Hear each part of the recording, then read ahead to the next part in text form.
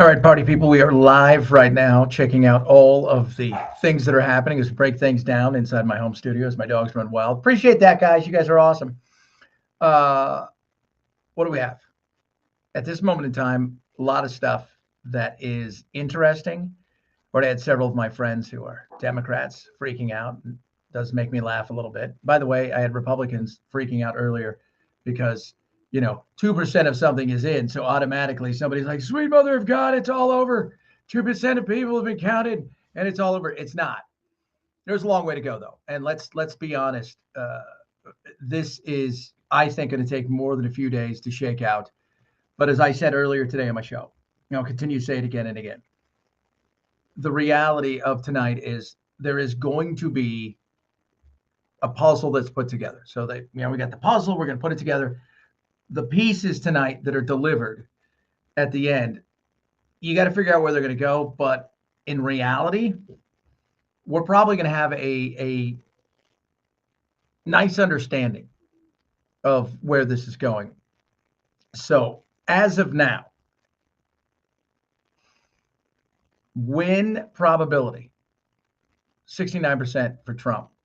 Harris is underperforming in several places, and she's underperforming when it comes to several places where the Democrat Senate candidates are outperforming her big time.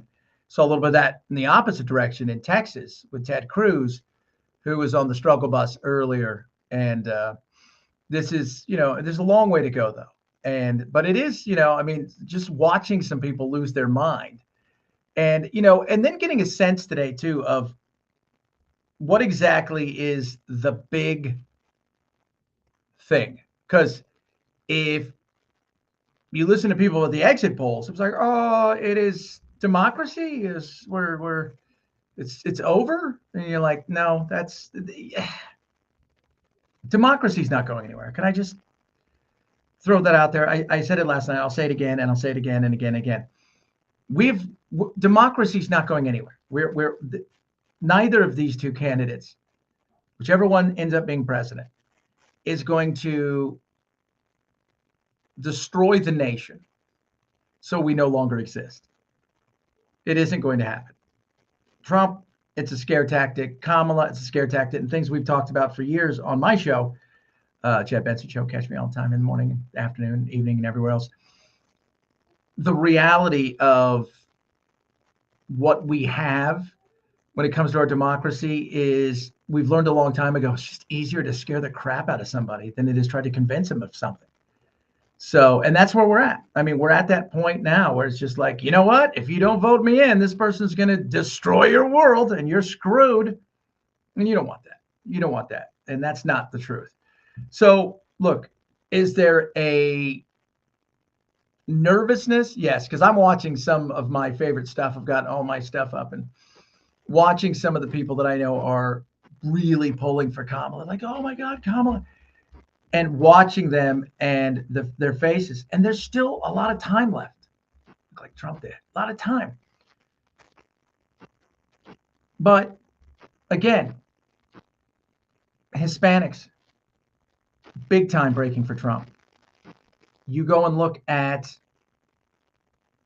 several independents that have been polled throughout the states, and they're breaking for Trump.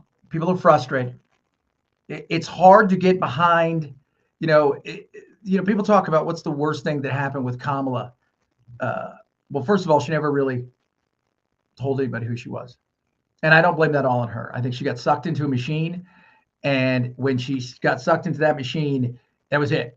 They were basically, you're going to do this, you're going to do this, you're going to act like this, you're going to be this, and this is what you're going to do. You're going to see something, but you're never going to say something. And don't ever deviate from the script because that's not your jam. And all those things you believed in the past, you get rid of them. This isn't the authentic Kamala. And I don't know who she is. I mean, is she an empty vessel? Or is she somebody who is more interested in the power structure than actually following her beliefs? So we do have breaking news. One swing state has gone for Trump. So North Carolina is now in the red for Donald Trump. So that's one right there. Georgia, from what I am hearing, my sources are saying, it's going to be much later because of the issues with the fake bomb threats and things of that nature. So this some of this stuff is going to take a while, but when you're starting to look at the breakdown, and the breakdown numbers are, as I look over here, are fairly, for Trump, they look better. And I've heard several people text me and said, "Man, this feels like 2016 again." The hopes, the dreams, the joys, all of that stuff seem to be fading, and they're fading, I think, fast. But you just don't know. Looks like the Republicans are going to grab the Senate. There's a chance they could lose the House, but every time you get something that pops up, like right now, Trump has gone from 57% to now 67%, according to the live needle on the Washington Times, and I mean the New York Times. So right now, 67% leaning Trump. How do you, if you're her, you come out and you want to pitch it to the world, you're something different. We're going to turn the page. And the one thing I said is, you've had every opportunity to do that, and you didn't do it. And for all of the stuff, for all the, she giggles and she does all these things, for all of those things, there's plenty of that. Let's be real. There's plenty of stuff that you can sit there and say, you had opportunity on The View. What would you do different? And you said nothing. That was never going to work. That just wasn't.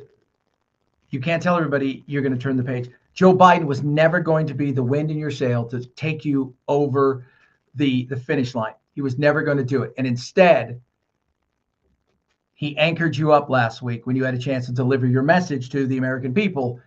And while you were doing that and delivering that message on the ellipse, what happened? He's saying garbage. So as of now, though, what we're getting at the pace they're going and what people are thinking. And again, this is the ebbs and flows of everything that's going on. Right now, the New York Times has Trump getting 284 electoral college votes, winning by 30. Harris has a long way to go. They have got Arizona, Georgia, and North Carolina. Boom. Done and dusted. She needs Pennsylvania. And at this point in time, it is even Steven. So this is what we have here. And I have a feeling that this is, like I said, I don't think the I's will be dotted and the T's will be crossed. I don't think any of those things. I think what we're going to get tonight is a sense of, this is the puzzle. You know what it's going to be. There's still some things that, business that has to be handled. And that will be handled. But would I be surprised at this time tomorrow that Trump is president? No, I wouldn't. I don't think anybody would at this point in time, because for all the other stuff, when people are walking out of the booth and they're going, and the reporter comes up to them and goes, what's the biggest issue? And like, the country's going in the wrong direction. Okay.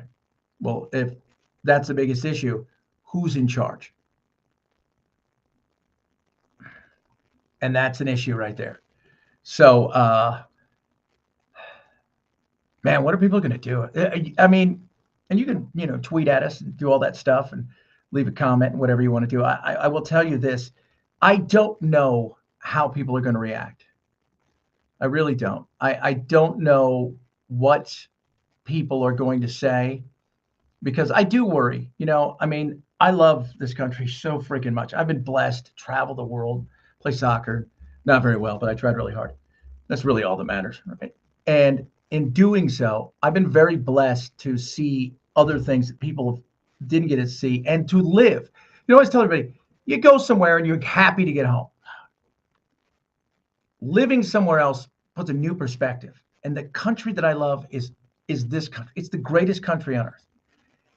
And the frustration level that goes through the roof with the fighting and the disdain that we have for each other, it drives me crazy. It does, because look, I'm as independent thinking as anybody. And that's why, a lot of people were pissed at me today because, on my show, I came out and I said straightforward, look, the reason that I chose Trump over Kamala is simple. The fact is, for all the stuff that they say that Trump wants to do, the Democrats would absolutely have, and given the chance, would do it. That includes getting rid of the filibuster, doing all of these things. And that, to me, was just something, it was a bridge too far for me. And I get why people are pissed about that because, and I've said this 1,000 times, when it comes to the likes of Trump, man, a lot of people hate Trump. He drives me crazy. He's a pain in the ass. I mean, he is. I mean, he says stuff that's stupid. We always use the analogy. He'll go fishing, and he'll catch his ass a goldfish or a bluegill, and he'll turn and look at you, the biggest shark ever. And you're like, no, it's no. And he'll try to sell your soul and everything. It's the biggest shark ever. You lie for no reason. You say stuff that's insane for no reason. It pisses me off. And at the same time, there's the other side, if you will. And I'm not talking about Democrats. I'm talking about the media who lives for Donald Trump. Because as much as they hate him, and if you've listened to my show or watched any of my stuff, you guys understand, as much as they hate his guts, that's him, the personality. But they love him, the personality that brings them profit. They love him, the personality who brings them all of the things that they need, likes, tweets, shares, all of that stuff. So I get why people don't like him. I do. He is uncouth. He says shit that's just absolutely ridiculous. And I get it, man. I get why people don't like him. And more people love him than love Kamala, but a lot more people hate him than hate Kamala. And I still think there's a couple twists in the tail here, but this isn't looking good for her. And she's got to start having that sense that there's got to be some movement somewhere, because if there isn't some sort of jump in one direction when it comes to a couple of these states, this could be over a lot sooner than people think. And when you look at the numbers and the breakdown that's going to come, it is interesting. So right now, Pennsylvania has now moved into leans right. And that right there is a big deal. If it was to stay the way it is right now, there's a chance Trump wins 6 of these. And we're not even having this conversation tomorrow. We're not having any conversation tomorrow about, well, the picture looks like it's over. That's what it looks like. And that right there would be an ass whooping. You're like, oh my God. So it is it's an interesting evening, to say the least. But tomorrow, and I talked about it today, and I'll talk about it on my show again tomorrow. Don't spike the ball, right? Somebody that loves Donald Trump, go out and spike the ball in somebody's face. You don't go out and you don't, because the identity politics bullshit that we are putting ourselves through, it used to be, it's like, oh, you're black, or you're part of the LGBT, or you're this, or you're that. It's not that anymore. It's now everything is wrapped up in somebody's identity that is politics. So if you vote against something I like, you must not like me. And we've got to take that off ourselves and start saying, hey, you know what? Enough of that crap, right? We don't need that. That's not who we are. But should Trump win? No, you don't spike the ball.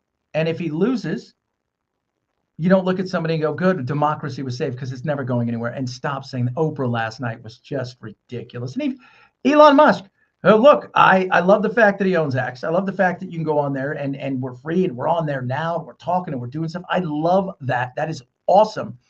That being said, if we're honest with ourselves, no, democracy is not going to disappear, but there was a worry. And I have a worry right now. And when people ask me, one of the other reasons I love I went against Kamala and the Democrats and stuff is had nothing to do with the short-term plan, if you will, because I don't even know what that's going to be, because we don't know what the thing's going to shake out. But the long-term issues that were absolutely real in the fact that we have too many people that have come here illegally and living in Arizona for all the time that I have. I will tell you this, it is BS. And for years, we've talked about what?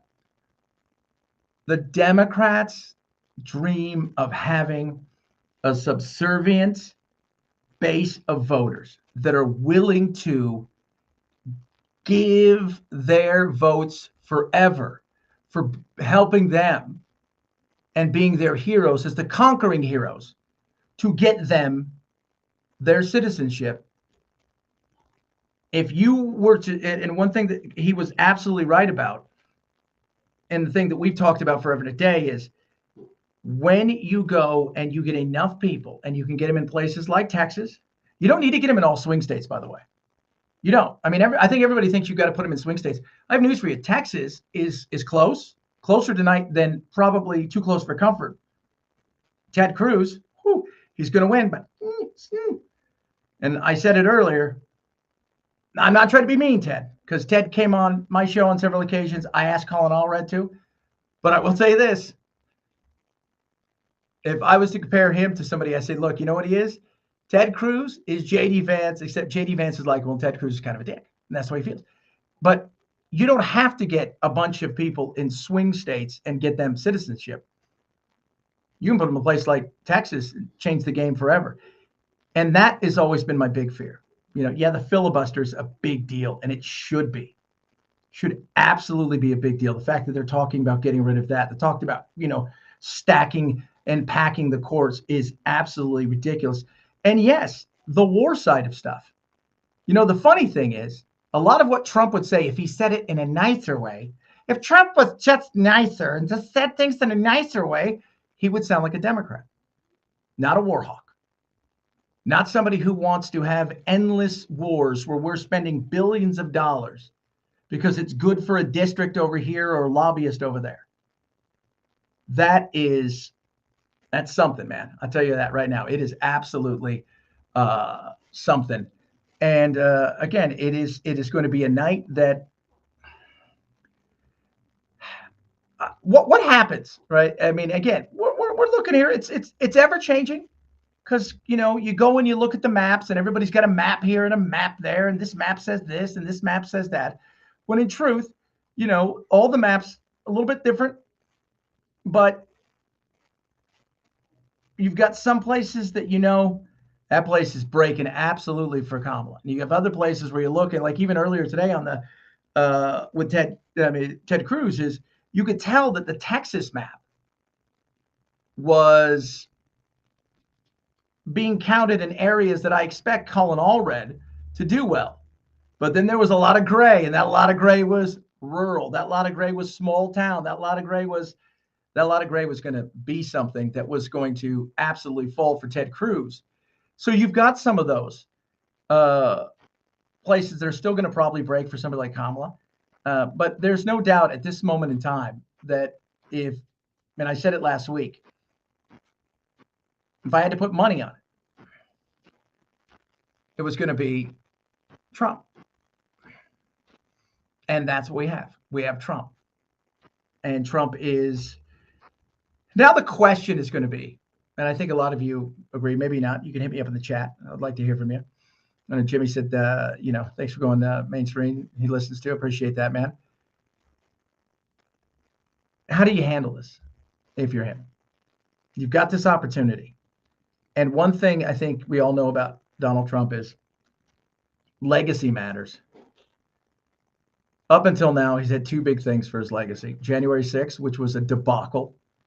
And I'm sorry, it wasn't a bunch of people who were tourists just looking for the gift shop. Sorry. I'm not blaming Trump. You need to take responsibility for your own actions, but you definitely didn't help.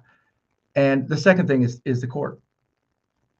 The court's been a big deal. I mean, if you were to ask me before January 6th, that legacy right there alone had cemented him in the great folklore of Republicans. So a lot still to be decided, and there is still a long way to go. We've got, obviously, California. I have a feeling, and this is just, went for Kamala. No, we don't even need to close anything to know where it's going.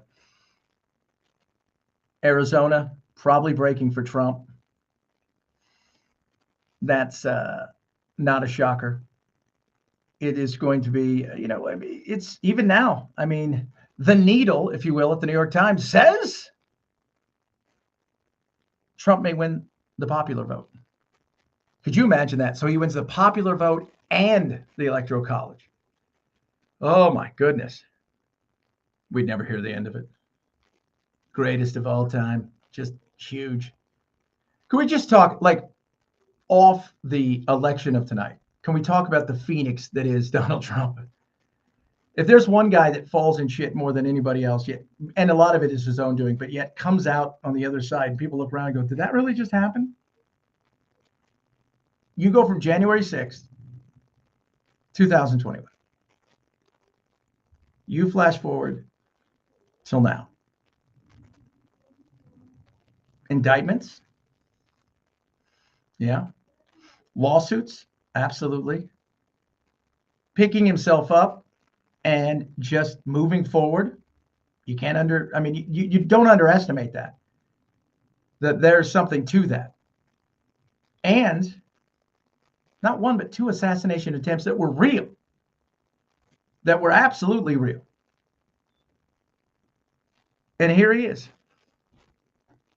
If you would have said on January 7th, there's a chance Donald Trump will be president again, I think everybody would have thought you are full of, that'll never happen again. He'll never get anywhere near the White House. Yet here he is. And there is a possibility that we may know sooner rather than later, probably earlier than most people thought that we would know, if he picks up one or two more swing states, including Pennsylvania, which right now is leaning over to Trump, and he only needs 51 more electoral college, and that puts him over the 270, on pace for 286. So that is a win indeed. So it's going to be very interesting, though, when you break it down. Where did she go wrong? That's never separating yourself from Biden is a huge no-no. Not being who you are. I think everybody thought, you can't talk about, and we could sit here and go that, trans, paying for illegals who are here to get trans surgeries. I mean, we all those things. But who were you? I mean, there's something to be said for Donald Trump's authenticity. As much as he's full of crap, and if we were to hold all politicians to truthfulness, we'd have no politicians. But much as he's full of crap, and much as he spins yarns of ridiculousness, and as much as he is at times just a guy that can pick a fight with his own shadow, which drives me effing crazy, he's authentic. And like kids and dogs, the American voter senses that. You don't have to like it, but they sense that. And with her, much like with Hillary, there's no authenticity there. There isn't. And that's been a big issue for her. Nobody knew who she was. And you had a chance on numerous occasions to do something where you separate yourself, and you couldn't do it. And now it may cost you.